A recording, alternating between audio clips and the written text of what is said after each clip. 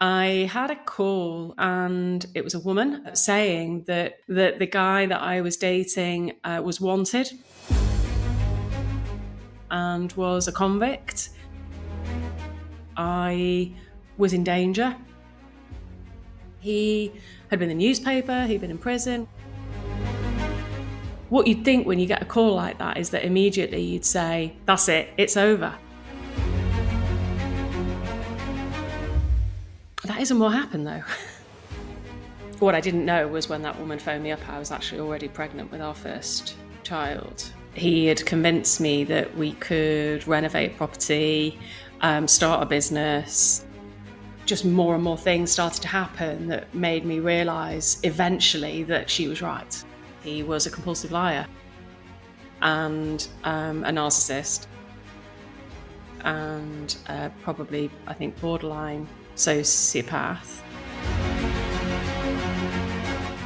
What would be nice from that point is that one in that situation goes on then to make the right choices. Unfortunately, that is not what happened to me. I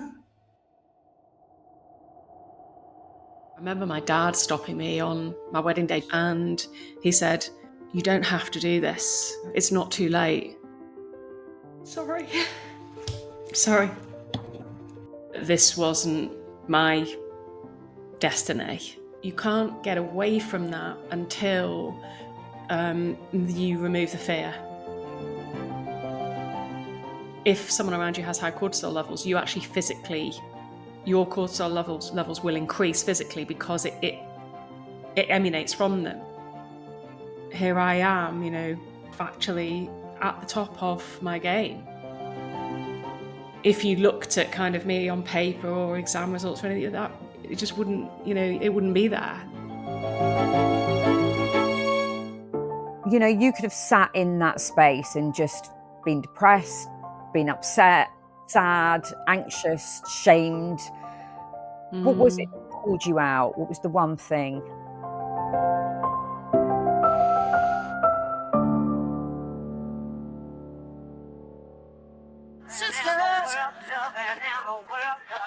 Louise, you are very much known for appearing on business podcasts, but obviously Real Women's Stories is quite a vulnerable space and we share our personal stories.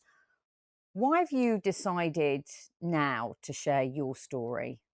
I think it's really easy when you look at people from afar, and especially on business subjects, that you see the polish, the success, the professionalism, and don't necessarily see what's gone into building that or making that happen. I've looked at people in the past who are successful and have created a life for themselves that I admire and I'm inspired by. I've felt daunted or that isn't possible or that it's too far away, and that my actual beginnings and the journey that I was on was never gonna be able to create that. And so I want to share my story because I want those people to see, no matter what their situation, that it is possible. And I suppose my journey's proof of that. What was life like for you sort of back 12 years ago? We were in America and I was working for a recruitment firm and doing what I'd done for many years and married. And it was hard because my career was going well and from strength to strength, and my knowledge and experience and reputation, if you like, in the industry was growing. But behind the scenes, my personal life wasn't as going as well, and my marriage was really, really difficult. So I was, building something that I knew not only was serving me and the family in the here and now, but I started to suspect would become more and more crucial to our sort of life and survival kind of in life long term for me and my kids, because I started to realize that I didn't think my marriage was going to make it. So the two, obviously, for all of us, I think, are inextricably interlinked. Our professional and personal lives, aren't they? Like it or not. But I started to realize just how important being successful in my career was going to be. That there wasn't going to be I wasn't going to have a husband that was going to take care of things or me. Not that I ever really thought I would have that, or I never really wanted to be dependent on anybody. But I think when you're in a partnership, you've got that certain sense that you're not on your own and there's someone else to pick up the pieces if you fall. And I started to realize that wasn't there and that wasn't going to be there. Things started to change quite quickly from there, really. If any of these elements are hitting home, follow the show so you don't miss another episode. We've got so much more to come, so follow and subscribe. We've got some complimentary coaching episodes coming up too. And I've shared quite openly, you know, when I got married to my first husband, I remember walking down the aisle thinking this is the biggest mistake I'm making, because I always wanted to be, I wanted to have that team partnership, and I just realized I was never going to get that. You know, the bank accounts were split, everything was separate. You know, at the time I was more of the breadwinner than he was. And then, you know, when my daughter came along, you know, I remember I was the one who decorated her nursery because I was the one who wanted to spend the money and he wouldn't. Was that the kind of feelings that you got? It was worse than that. I had a call about maybe 6 months after meeting this guy, and it was a woman, and I'd never heard from her before, and it was an unknown number, and she was borderline hysterical, saying that I was in danger and that the guy that I was dating was wanted, and was a convict and was a con man and was dangerous, and that I should end my relationship with him straight away. So it was more than just a feeling. You know, it was a real massive red flag. And, you know, I sit here today saying that out loud, and it's kind of unbelievable, really, that I run a quite a successful business. We do really, really well, and I've built the business from scratch in a very challenging, competitive, and quite hardcore market, and we're extremely well regarded. We, you know, what did we get to? $1.5 million turnover within, you know, the first few years, and we go from strength to strength. And I probably come across as got my shit together. And the team would say the same. In fact, when I shared the story with them, that you could hear a pin drop, like they couldn't believe it.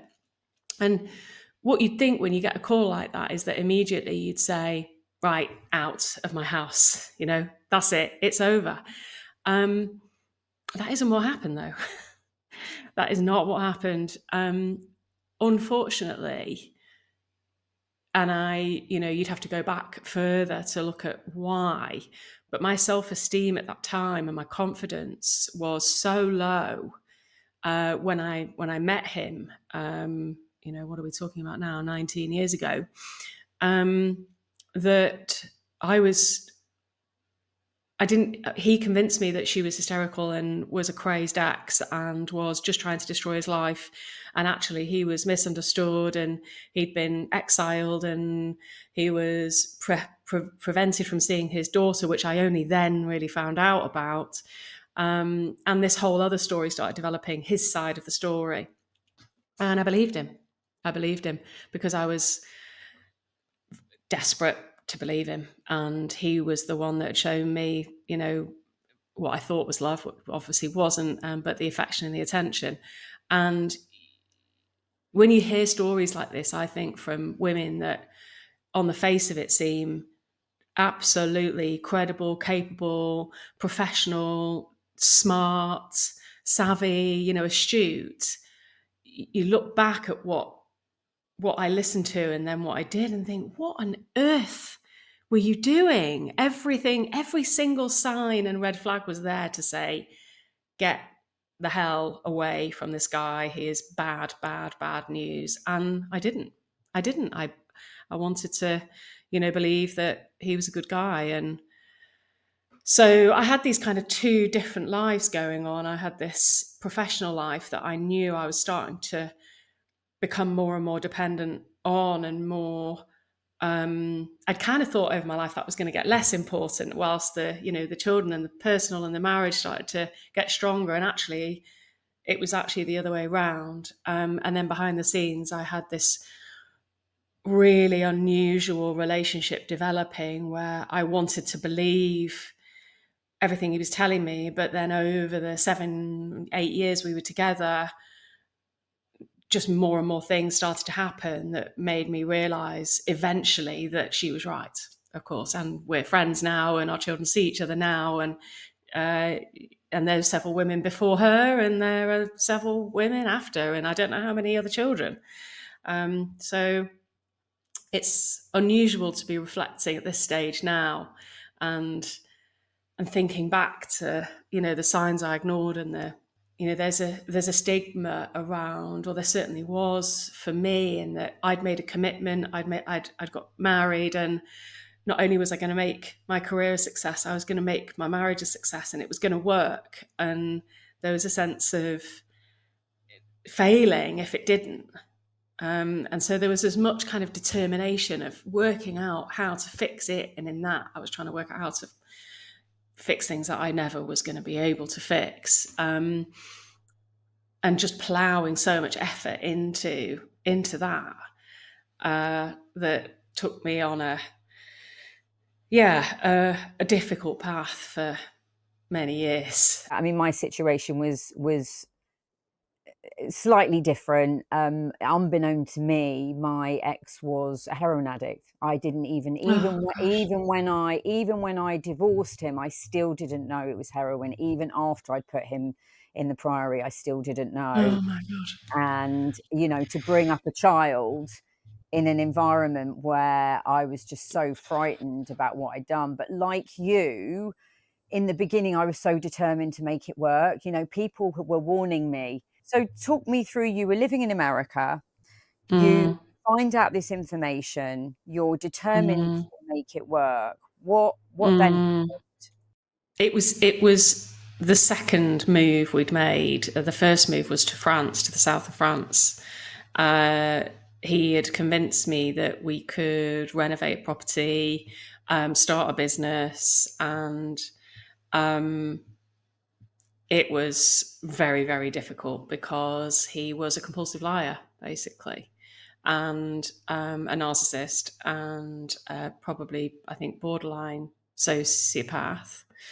And it was very difficult living with him and attempting to work with him.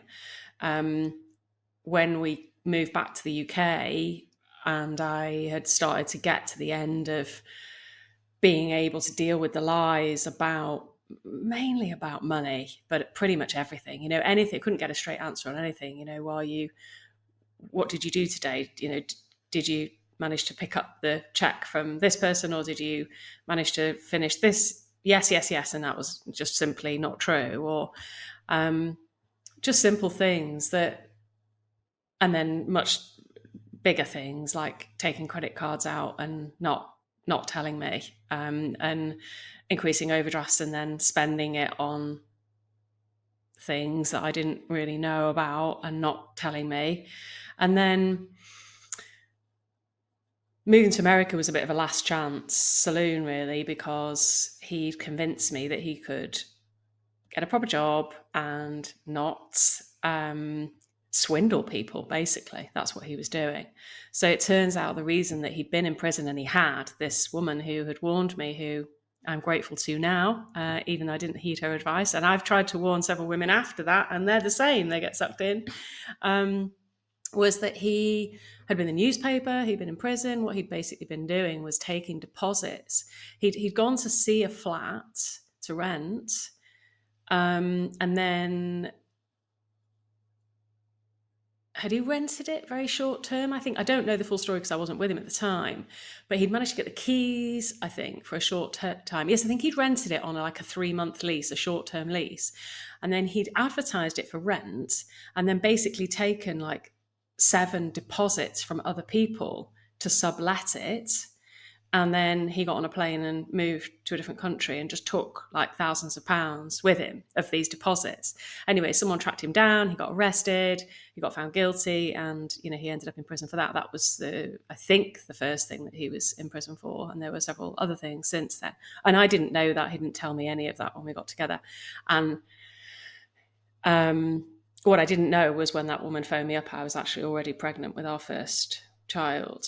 So it was kind of like I was in then, and I really wanted to believe that he was a changed man. And when he eventually did admit he had been in prison, that he was a changed man, and it turned out that he wasn't. So he was still, I don't know what he was doing, but sometimes we'd get people banging on the door and they were angry and they wanted things from him. And I had a child, a baby, and that was not only frightening, but made me want to run back, to England and go, right, I'm not interested in doing this anymore. And anyway, when we moved to America, he convinced me he could get a job. He would be on the straight and narrow. He'd never, lie to me again. And yeah, straight away, it was obviously nothing was going to change. So I basically left him while we're in America.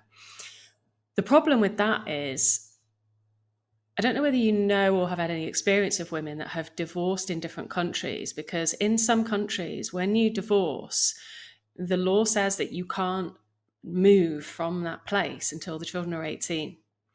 So when I filed divorce papers on him, he immediately filed papers on me in the state of Texas. So that's where we were living.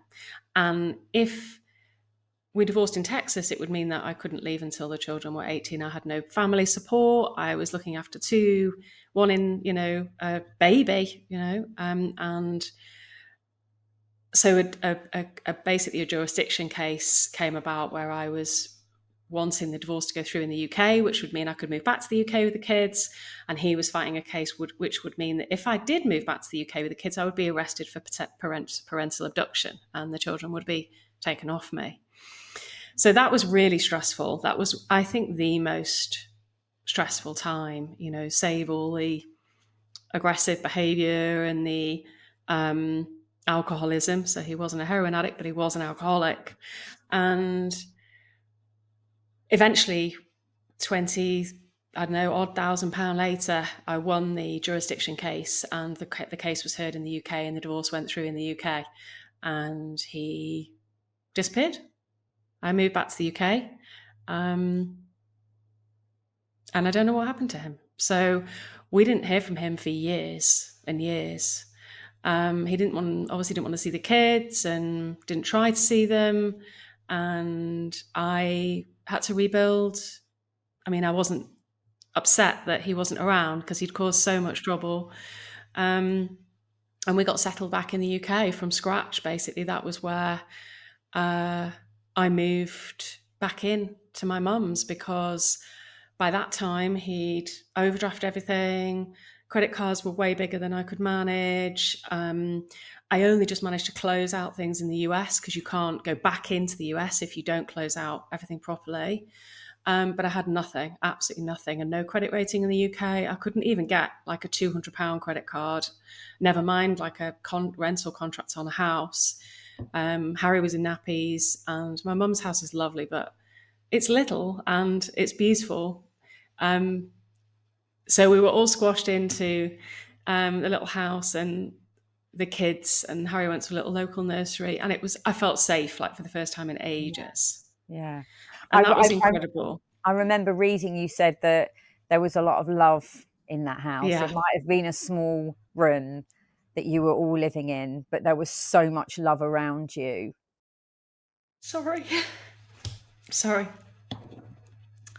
Yeah, it's an emotional time because, I feel for people who don't have the kind of family support that I had, and I do have. I don't know what I would have done if it wasn't for that. It's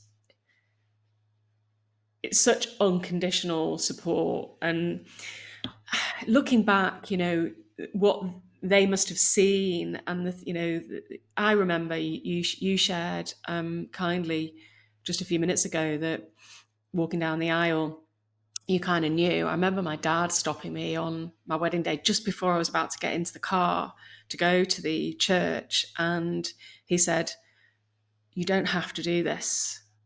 It's not too late." And I didn't think anything of it. I just thought, well, that's a standard thing to say to a bride, just to make sure they know that they don't have to do it. And then looking back, I was like, that was his way of saying, like, this isn't. But my dad is never going to push his opinions on me, and he's always been so supportive. If I think it's the right thing, then he's always going to back me. And but nevertheless, and all of the awful things that I went through, they've always been 100% there, and they were absolutely there when I needed them, and always will be. And some people don't have that, so I'm so grateful, and always will be. And we were able to, because of that, rebuild, not only start to get my career back on track, and I'd managed to hang on to that because I knew how important it was, and carry on performing, in my role, but also start to get my personal life. And I've met some incredible people, over that journey, and made some incredible new friends too. And I find that, one of the reasons I'm so happy to share my journey is by sharing the things that I've been through. I always find it helps other people to share, their journey. Like you said, everyone's got their own story, and everyone's been through their own stuff. And I'm glad, because all of those opportunities to meet new people, wouldn't have arisen had it not been, what happened. And I wouldn't be who I am today if all of those things hadn't happened to me. So I don't regret anything at all. Would I do things a bit differently? Would I have done things a bit differently with the hindsight? Yes. But life is a series of challenges interspersed with, moments of incredible joy, really, in my book. So it doesn't matter what shape or size those challenges are, you're gonna have them. And we only get one shot, as far as we know. You would not be who you are today without having gone through all of that. And it's a brilliant thing that you're sharing it with women as well. The other thing to share is, what would be nice from that point is that someone, or one in that situation, goes on then to make the right choices, right, and then goes on to move into a phase of their lives where they feel confident and strong, and therefore doesn't get sucked back into that kind of relationship. Unfortunately, that is not what happened to me. Right. Okay. So, and I've since learned that this isn't uncommon, and because the cycle of abusive relationships, which is what it was, is such that when you come out of an abusive relationship, quite often a person is afraid that that is going to happen again. And so when they enter into the next beginnings of a relationship, or they start to, and it was years later for me, it was about 3 years later when I started to feel like I could meet people again and wanted to have, look for that connection again. There was still a fear for me that I know what I don't want, and I'm frightened of meeting somebody that's gonna hurt me and gonna do, these things to me again. And the problem with that is that what you then put out and to the world, or to these people, is this sense that you're vulnerable, and you're afraid. And the problem with that is the people that are attracted to that are the same types of people that you're running away from. So it's a really common cycle, and anyone listening to this that is familiar with this or had this happen to them, that you end up in the same, you kind of can't escape this trap of ending up in the same types of relationships with the same types of people. And it was only diagnosed with me like years later that that's really common, and that's why. And you can't get away from that until you remove the fear of being taken advantage of again. And that's not as straightforward or as easy as just saying I'm not gonna get sucked in by this again, because that is something really different. So unfortunately, I ended up in another abusive relationship. It wasn't quite as bad. It wasn't as bad, but it wasn't pleasant, and it wasn't right for me. And it's taken years of work, with two people particularly that have helped me understand that pattern and why that happened again. Because as someone, like you, Lisa, you really strike me as someone that wants to do well. If you're going to do something, you're going to do it well. Like we're doing a podcast here. You've got a fantastic setup. I know the guy that, is setting this up with you, and he's insane. He's so good. He's so brilliant. And I was like that with my relationships as well. Like, okay, I've learned. Okay, now I've learned this. I'm not going to do this. Okay, now the future is going to be, I'm going to learn from that. I'm going to improve. It's very frustrating when you find yourself making the same mistake again. And I know have met several people since then that have gone, oh my God, that's exactly what it was like for me. I just kept having the same kind of relationship. So I learned a whole load more through the next chapter, which hasn't been quite as difficult, but through that have learned that rather than seeking protection and a safe place in a relationship, that eventually then I can find joy in a relationship, that we turn that around and actually it starts with joy. And okay, eventually then protection and safety, but you don't actually need that. I don't need that. And I've learned that I don't need that. So rather than going looking for safety and protection, which of course is where that cycle of vulnerability and then the those that take advantage of that comes in, you look for joy as the forefront. If any elements of this episode are hitting home, why not like it and share it with anybody else who could be going through a similar situation? Real Women's Stories is about building a community, so like and share any episode. What was the pivotal moment? Because I know that you spent time at your parents' house. I know you had your kids, they were young. You could have sat in that space and just been depressed, been upset, sad, anxious, shamed. What was it that pulled you out? What was the one thing? I mean, I was all of those things.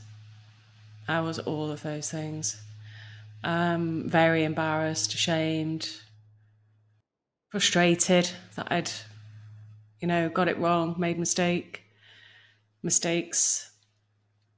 I think it was the belief.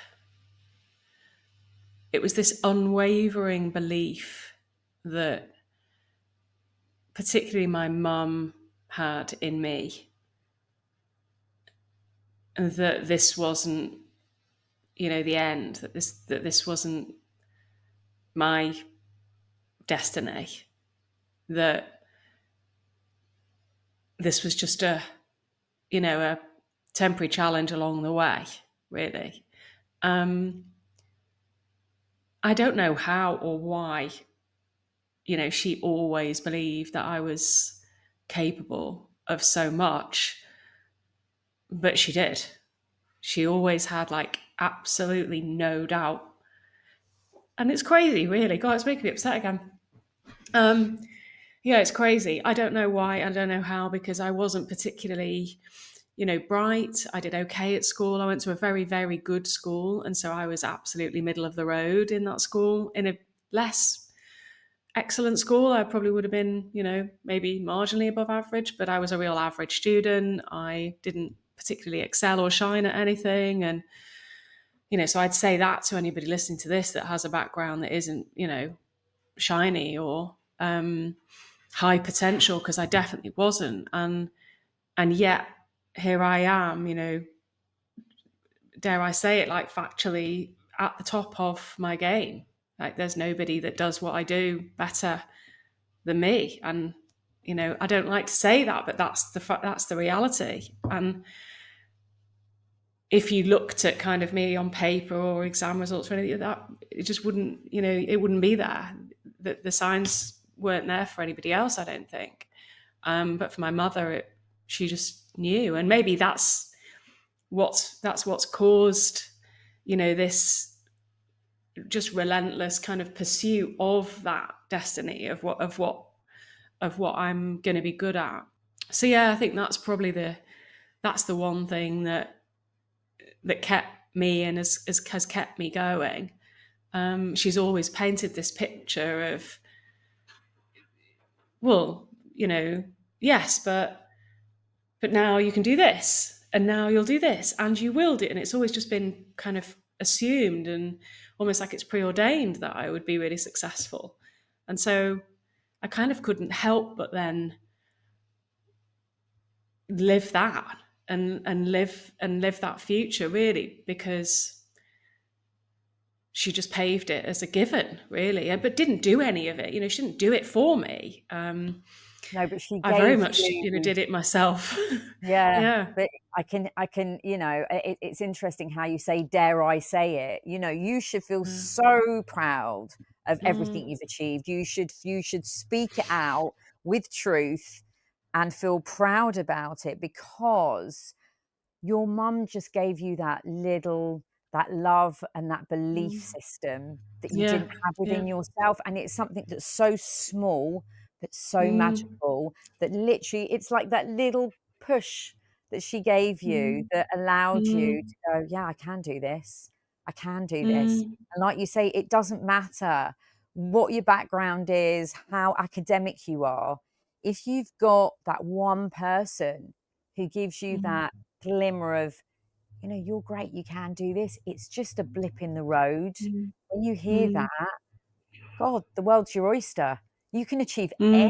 anything, anything. Yeah, completely, completely. And she's got a real abundance mindset before that is even a thing. And she's always said to me things like, where I've hit problems like financially, or especially in those early days where he just had really, really put me in such a difficult position financially. And it took years and years and years. It's taken 10 years to get through that completely, where everything is straight. I've now got a near perfect credit score. I've got a pension. I've got save. I'm stable now, and that's taken a long time to build back up.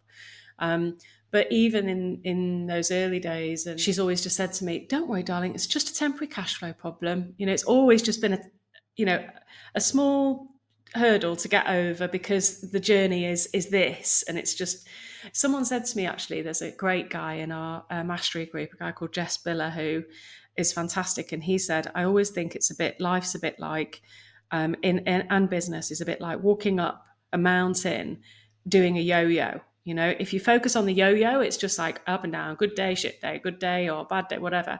But actually, if you focus on the mountain, because overall you're doing the yo-yo, but you're still going up the mountain, right? So you gradually, when you look back, you realize that you are actually moving forward, and everything else is just kind of challenges to get over. Then you focus more on all the time on this kind of longer term picture, and these smaller things in the way become just smaller temporary things to overcome. And that approach, for me, I think that she's always had, and my father too, to an extent, has helped me see that and have much more of an abundance mindset, and not fixated on what I've got now, and realize that it's to be created. That is the the mindset that can get you, and the whole driving force that can get you through and out into a life that you really want to live, because I'm living proof of that. What is the one thing that you would like to share with anybody listening to this about the journey that they might be on, and how they can get themselves out of a situation, or they just have that moment of that yo-yo going up and down when they're on a downward day but climbing up the mountain? What piece of advice could you give them? If you haven't got someone in your periphery, in your vicinity, that is championing you and a positive future and a life that you want to create for yourself, then get one. Like, if someone around you has high cortisol levels, you actually physically, your cortisol levels will increase physically, because it emanates from them. It actually, well, you sweat cortisol. I mean, it sounds disgusting, but you do. And so that's how females' menstrual cycles sync. It's because the hormones actually come out of your body and into other people's bodies, that if you live with them or you sit near them or you spend time with them. And so by, the very same, in the very same vein, the belief systems of other people and the way that other people live their lives have a massive impact on you. I could have chosen to spend time with people that were very much, close by, parents of children in school that my children were at, and people that were living in the local area that I could have spent time with, that didn't have the kind of mindset that I needed to, that has meant that I've lived a life that I wanted to create for myself, and it would have been a very different story. Similarly, at work, there are people who have a mindset that they will conquer the issue that's in front of them, and there are some that will complain about it. And you have a choice to spend time with the people that are going to have a positive impact on you, and that's overwhelmingly like the best advice that I can give to people that are in difficult situations or situations they don't want to be in. That will, just by default, by the way that they think, talk, do, act, advise, their energy, psychologically, physiologically, will have a positive impact on you just by being in their vicinity. And that's I think the biggest piece of advice that I'd give my past self and future self and anyone else. Tell me, what does life look like for you now? I know you've talked about business, but we've delved into your personal life. You're living in this beautiful house in the UK. You've got your lovely kids around you. I presume they're growing up now and at school. What does life? What's the opportunities that you see for yourself now? Oh wow. My children are older now. Emily's 18, Harry's 14, going on 25. One of the benefits of coming through the journey that we have been on is that there has been very little the downside is there's been very little time for the children, and I wish I'd had more time to spend with them. Unfortunately, I wouldn't have been able to pay the mortgage or keep an independent roof over our heads if I had. Fortunately, I now have much more time to spend with them, and I hang out with them all the time. I just spent 2.5 weeks on holiday with Harry, and Emily is here every evening, every weekend, and we have time together all the time. But it has meant that they are really independent and very capable, and they don't lean or whinge, because there was no time for that. There was, get yourself together, we're going in 5 minutes, and here's what you need to have done. And there was no room for messing about or making life difficult or So I have a much easier life now as a result of it. And so life is good. I play a lot of tennis. I love tennis. And one of the reasons I love this house so much is it backs onto a tennis club. So I have like a gate in the back garden and spend a lot of time in our beautiful lawn tennis club having fun. I do spend a lot of time outdoors. Emily has a horse, so we're quite animal oriented with chickens and dog and cats. And I do quite a bit of travel because over the years of the different countries I've lived and worked in, and still now the people that I work with are based in different parts of the world. So over the last few years and into the future, what I really want to do is see all of the people that have had an impact on my life in all different shapes.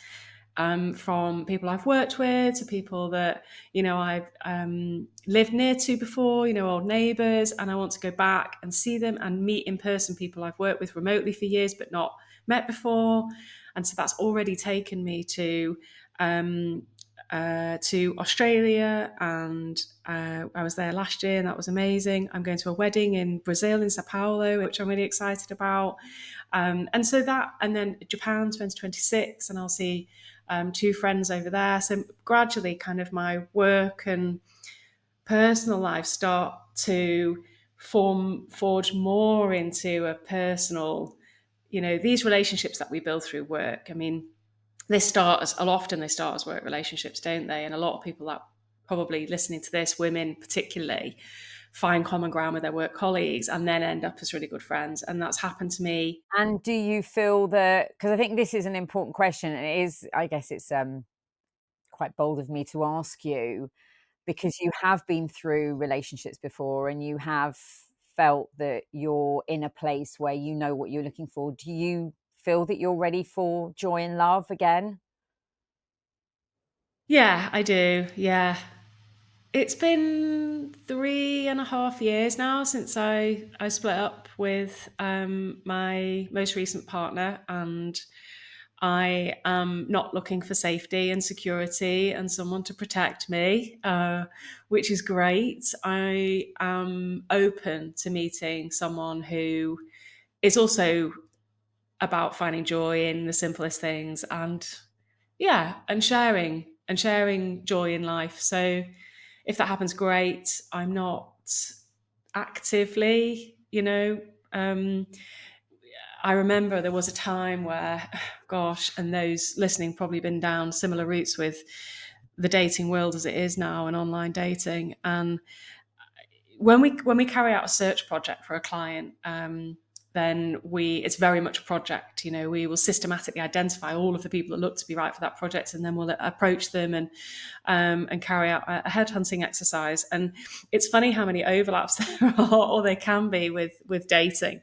And when I first started dating years and years and years ago, I was like, well, it's just a numbers game. It's the same as a search. You just by proxy, there's a certain number of people that you need to meet and assess, and therefore you'll find your one. Like, it can't not happen. And statistically, if you meet, it's a bit like Alex Hormozy says, you do something so much, to such intensity and such volume, that it can't not work.